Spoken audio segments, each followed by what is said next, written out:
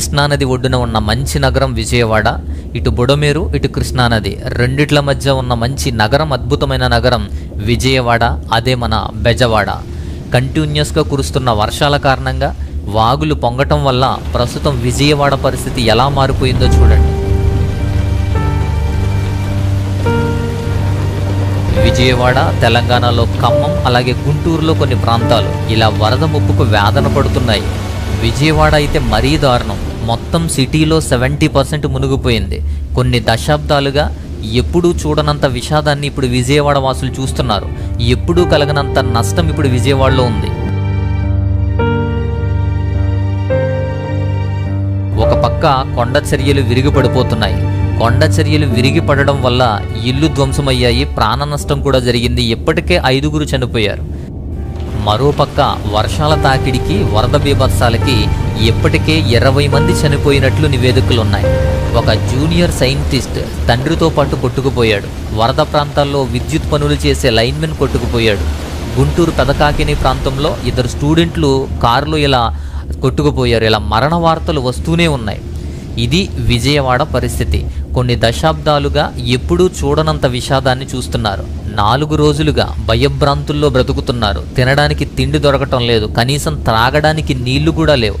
Safe ప్లేస్లో పై అంతస్తులో ఉన్నా సరే వాటర్ ప్రాబ్లమ్స్ ఉన్నాయి, తాగడానికి నీళ్లు లేవు. అలానే వారు వాడే డ్రైన్లు, టాయిలెట్స్ రివర్స్లో కట్టడం, వాసన రావటం, అలాగే పరిసర ప్రాంతాలను చూసి భయభ్రాంతులుగా ఉండడం, సిగ్నల్స్ లేక, పవర్ లేక ఇలా చాలా ఇబ్బందుల్లో ఉన్నారు. వరద ప్రవాహంలో విలవిలలాడుతూ బిక్కుబిక్కుమంటూ ఉన్నారు. విజయవాడ వాసులంతా అనుభవిస్తున్న పరిస్థితిని. బుడమేరు అటు కృష్ణానది మధ్యలో విజయవాడ నగరం. దీంతో నగరం మొత్తం వరదతో ముంచెత్తింది. ఎక్కువగా ఈ బుడమేరు ప్రవాహమే ప్రళయానికి ఎక్కువ కారణం. ఎటు చూసినా వరద నీళ్లే. గంటల కొద్దీ పవర్ కట్లతో సిగ్నల్స్ లేక, ఫోన్లు పనిచేయలేక ఇబ్బందులు పడుతున్నారు.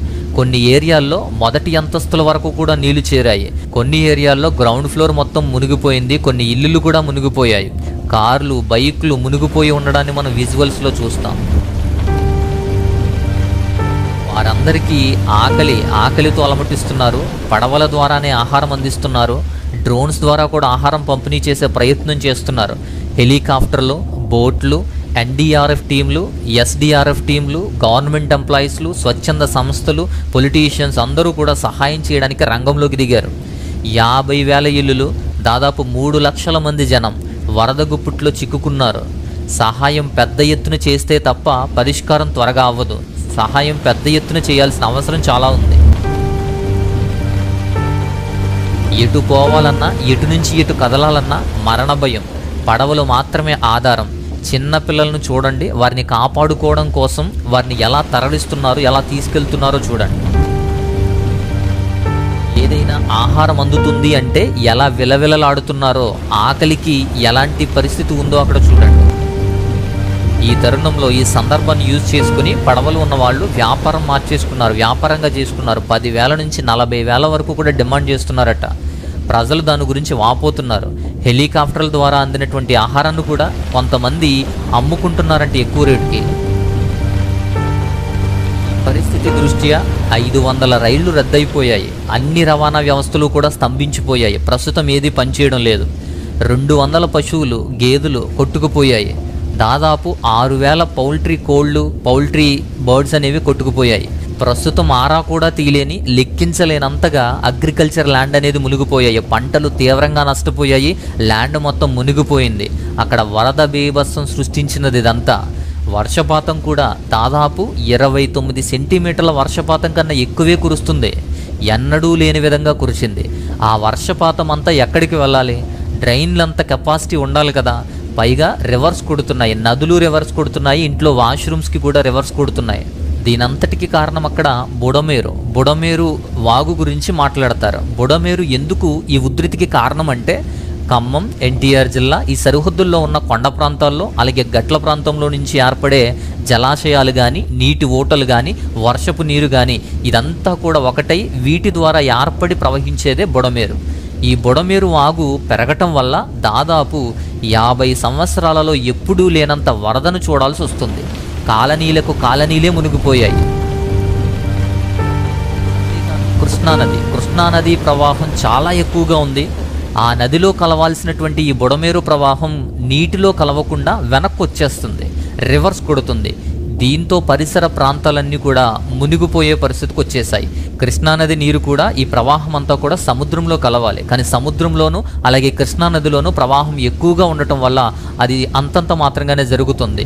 కొన్ని రోజులు గడిస్తేనే కానీ ఈ కృష్ణానది నీరు పూర్తిగా సముద్రంలో కలవడానికి ఇబ్బంది అనేది ఉంటుంది. ఇటు కృష్ణానది వల్ల ఏర్పడినటువంటి వరద ప్రాంతాలు ఉన్నాయి, అలాగే బుడమేరు వల్ల ఇంకా ఎక్కువగా ఏర్పడినటువంటి వరద ప్రాంతాలు. ఈ రెండిట్ల మధ్య విజయవాడ నగరం అనేది అతలాకుతలం అవుతుంది, నీట మునిగిపోయింది. లాస్ట్ ఇయర్ ఒక వాల్ కట్టారు, ఫ్లోడ్ ప్రొటెక్షన్ వాల్ అనేది కట్టారు. దాదాపు 500 కోట్లతో కట్టారు. అది గనక లేకుంటే పరిస్థితి ఇంకా దారుణంగా ఉండేది, ఇంకా విషమించిపోయేది. ఆ క్రెడిట్ ఎవరిది, ఎవరు కట్టారు అనేది తర్వాత. ముందు అక్కడ పరిస్థితిని మనం అర్థం చేసుకుందాం. వర్షపాతం కూడా అంతకన్నా ఎక్కువే కురుస్తుంది. విజయవాడ ఒక్కటే కాదు, ఆంధ్ర తెలంగాణ ప్రాంతంలో అనేక ప్రాంతాలు వర్షాల బీభత్సానికి ముంపుకు గురయ్యాయి. వ్యవసాయ పంటలు దెబ్బతిన్నాయి, చేలన్నీ మునిగిపోయాయి. ఇలాంటి విపత్కర పరిస్థితులు చూస్తుంటే, ఆ విజయవాడ పరిస్థితి చూస్తుంటే ప్రస్తుతం కావాల్సింది తక్షణ సహాయాలు, నివారణ చర్యలు.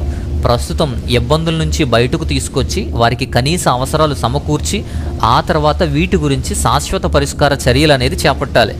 దీనికి కారణం ఏంటి, ఎవరి వల్ల వచ్చింది అనే దానికన్నా వాళ్ళు రాజకీయాల లబ్ధి కోసం వారికి వాళ్ళు ఏవో చెప్పుకుంటారు, కానీ అందరూ కూడా హెల్ప్ చేస్తున్నారు. అదే గ్రేట్ విషయం. కారణాలు ఏదైనా కావచ్చు, జరగకుండా ఆగిపోయిన డ్రైన్ పనుల వల్ల నీరు మిగిలిపోవడం, వాటి వల్ల ఇబ్బందులు రావడం, అలాగే ఈ బుడమేరు ప్రవాహ దిశను మార్చేటువంటి పనులు ఆగిపోవడం, ప్రవాహ ప్రాంతంలో ఆక్రమించుకోవడం, అక్రమ కట్టడాలు కట్టుకోవడం, ఇల్లు కూడా చాలామంది ఇళ్ల స్థలాలుగా మార్చేసుకోవడం, ప్రవాహ దిశను మార్చేటువంటి కాలువ పనులు కూడా ఆగిపోవడం, ఇవన్నీ కారణాలుగా ఉన్నాయి. విలయ ప్రవాహానికి ఇవన్నీ కూడా కారణాలు. ఇంతేకాకుండా ప్రజలు మెయిన్ కారణం. కారణాలు ఎలా ఏదైనా ఉండొచ్చు, కారణాలు ఏదైనా ప్రస్తుతం కావాల్సింది సహాయాలు కావాలి ప్రస్తుతం. ఎందుకంటే అక్కడ ఉన్న పరిస్థితి అలా ఉంది. ఇప్పటికే చాలా నష్టం వాటిల్లింది. మరోసారి వర్షాలు ఎలాంటి విపత్కర పరిస్థితులకు దారితీస్తాయో చూడాలి. అకాల వర్షాలు, వరదలు ఆంధ్రప్రదేశ్, తెలంగాణలో పరిస్థితులను తీవ్రంగా బాధిస్తున్నాయి. ముఖ్యంగా విజయవాడ ప్రాంతంలో సహాయ సహకారాలు అందేలా ఎవరికి తోచిన సహాయం వారు చేస్తున్నారు. వీలైతే సహాయం చేయండి, ముఖ్యంగా ప్రార్థన చేయండి. విజయవాడ ముంపు ప్రాంతాలు అలాగే ఆంధ్ర తెలంగాణలో వర్షాల దాటికి ఎదురయ్యేటువంటి పరిస్థితుల కోసం ప్రార్థించండి. Pray for Vijayawada, pray for Andhra Pradesh, pray for Telangana and pray for our India for this disasters.